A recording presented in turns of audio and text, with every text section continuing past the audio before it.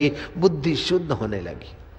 अकबर को कंपनी देने में अब ताज उतनी उत्साहित नहीं रहती थी। धीरे धीरे अकबर का मन और रानियों पर घूम गया और ताज फ्री होती गई। और ताज ज्यों फ्री होती गई काम बेकार से, त्यों भगवान में मन लगता गया। जैसे नाव नाविक को ले जाती और नाविक नाव को ले भागता है, ऐसे जितना जितना संयम उतना उतना भगवान में मन लगता है, और जितना जितना भगवान का रस आने लगता है उतना उतना काम का आकर्षण, विकारों का आकर्षण मिटने लगता है। ताज को ऐसा रंग लगा कि भोग का खंड अब योग का मंदिर बन गया। वो ठाकुर जी श्री कृष्ण की पूजा करती है।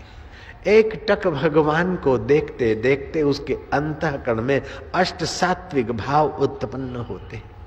कभी कभार वो अपने कमरे में नाचती है, कभी गाती है, कभी रोती है, कभी हंसती है। आदि पुराण बंगला भाषा में है। जयराम जी की बंगला भाषा में आदि पुराण का एक श्लोक है, गीत्वा च मम नामानि, गीत्वा च मम नामानि नर्तन्ते मम सन्निधौ, नर्तन्ते मम सन्निधौ, इदम ब्रवीमि ते सत्यम कीर्तो अहम तेन चार्जुनाः।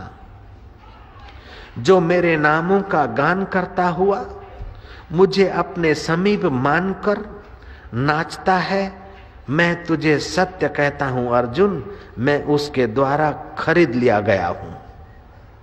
जो मुझे अपने निकट मानकर मेरे आगे कीर्तन करता है, नाचता है, गुनगुनाता है, मैं उसके द्वारा खरीद किया गया हूं अर्जुन, मैं तुझे सत्य कहता हूं। ये आदि पुराण बंगला भाषा में लिखा गया है। जयराम जी की महाराज वो श्री कृष्ण का कीर्तन करती और कृष्ण को 8वें अरस पे नहीं मानती थी। खुदा 7वें आसमान में है, ये भ्रांति उसकी टूट चुकी थी।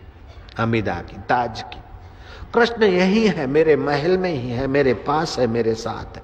वो नाचती गाती, कीर्तन करते करते, नाचते गाते गाते फिर कभी कभार शांत हो जाती।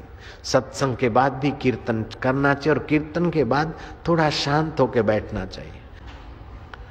ताज को ऐसा रंग लगा कि महाराज उसका कीर्तन के बाद शांत होना, गुरु विठल दास ने जो बताया, ऐसे साधना करते करते उसका मूलाधार स्वाधिष्ठान केंद्र खुला। उसके अंदर सत्य संकल्प सिद्धियां आई। कभी प्रकाश दिखे, कभी महसूस करे कि ये रहे कृष्ण। अब तो अकबर ने मुंह मोड़ लिया। वो कवित्री कृष्ण की भक्ति में खोई जा रही है और अकेलापन मिलता है तो भक्ति का सातत्य चलता है। आप 12 वर्ष मनमाना दुकान पे घर में जाओ और रोज पूजा पाठ करो, उसका प्रभाव एक तरफ, और आप 12 दिन लगातार किसी मौन मंदिर में बैठ के साधना करो तो 12 वर्ष से वे 12 दिन आपको बहुत आगे ले जाएंगे। 12 दिन तो क्या, 3 दिन की शिविर लगती है, 4-4 घंटे, 12 घंटे भी ऐसा अनुभव करा देते कि पिछले 12 वर्ष की मनमानी जो खिचड़ी है उससे हमारे 12 घंटे बहुत आगे की खबर दे देते। ताज को ईश्वर में ऐसी प्रीति हुई कि वो कभी कभार चौरस लेके बैठ जाती और कन्हैया को दूर नहीं मानती, मेरे सामने है मेरे नंदलाल। कृष्ण के साथ वो चौरस खेलती। शुरू में तो भावना से खेली, लेकिन भाव इतना दृढ़ हो गया कि श्री कृष्ण को प्रकट होना पड़ा। जयराम जी की कृष्ण कन्हैया लाल की। कभी कभार वो भक्तानी के भाव की दृढ़ता से कुछ लोग जो है ना करके गिर जाते, वो ऐसा भाव नहीं होना चाहिए।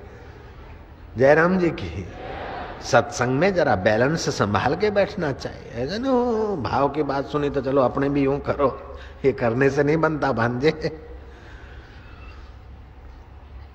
तो अब तो बार बार श्री कृष्ण के उसे दर्शन होने लगे।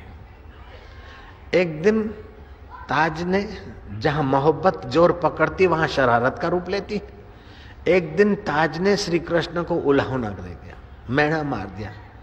ऐसे तो क्या तुम मर्द हो कि औरत से सदा हारते ही चले जाते हो, जब आते हो और हार के चले जाते हो। कृष्ण ने कहा मेरे भक्तों की जीत मुझे बहुत प्यारी है। मेरे भक्तों के आगे मैं हार जाता हूं तभी मुझे हार का दुख नहीं, अब उस हार का भी मुझे आनंद है कि मेरे भक्त तो जीते नहीं। अपना वचन मिथ्या कर लेते हैं और भीष्म का वचन सत्य करने में उन्हें संकोच नहीं होता, तो ताज के आगे कभी कभार हारने में उन्हें क्या फिक्र है। वो तो समझते कि हार और जीत ये माया मात्र है, इस माया में ये प्रसन्न होकर माया के पार होता है, तो मेरे हारने में बिगड़ता भी क्या है। बाप बेटे के आगे हार जाता है, मेरे बाप तो चुप रहे, तुझे ला दूंगा, बैठ मेरे कंधे पे।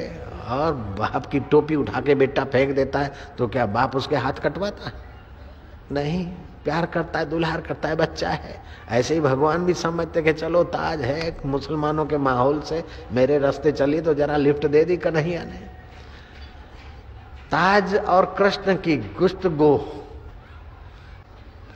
आवाज अकबर सीआईडी करने को आया था, उसने सुना कि कोई मर्द का आवाज भी है। अकबर को जो बहकाया गया उसमें एक प्रमाण मिल गया। अकबर ने जोरों से दरवाजा ठोका, ताज उठी और दरवाजा खोला। अकबर ने कहा कि क्या स्त्री जात को इतनी छूटछाट का फल ये कि किसी पराये मर्द के साथ तू कमरा बंद करके कुछ का कुछ बोलती रहे, वो खेलती रहे, ये कभी बर्दाश्त नहीं होगा।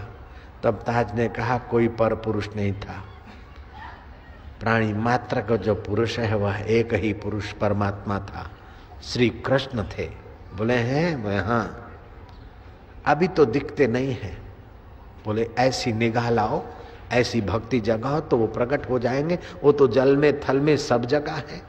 लकड़ी में आग नहीं दिखती है जहां पना, तो क्या आग नहीं है क्या लकड़ी में? तिल्लों में तेल नहीं दिखता है तो क्या तिल्लों में तेल गायब हो गया? चकमक में आग नहीं दिखती है तो क्या चकमक में आग नहीं है? इंसान में उसका रूह आंखों से नहीं दिखता तो क्या वो रूह बिना का है? ऐसे ये जगत में अल्लाह या भगवान कृष्ण नहीं दिखते तो जगत भगवान या अल्लाह बिना का नहीं है। जहां पना गुस्ताखी माफ हो। बोले नहीं, इसका कोई ज्वलंत प्रमाण। बोले आप ही अपनी भावना से, अपने यकीन से प्रार्थना करो, मेरे कन्हैया आपको पर्चा देंगे। अकबर ने कहा अगर ताज की भक्ति सच्ची है और तू भक्तों का भगवान है तो मेरे कृष्ण ये बुझा हुआ चिराग जल जाए, इतनी रहमत कर दे। बुझा हुआ चिराग जल गया और अकबर का सिर झुक गया। कृष्ण कन्हैया लाल की जय। महाराज फिर तो ताज के अंतःकरण में सचमुच वो ताजों का ताज, अंतर आत्मा का सुख उभरता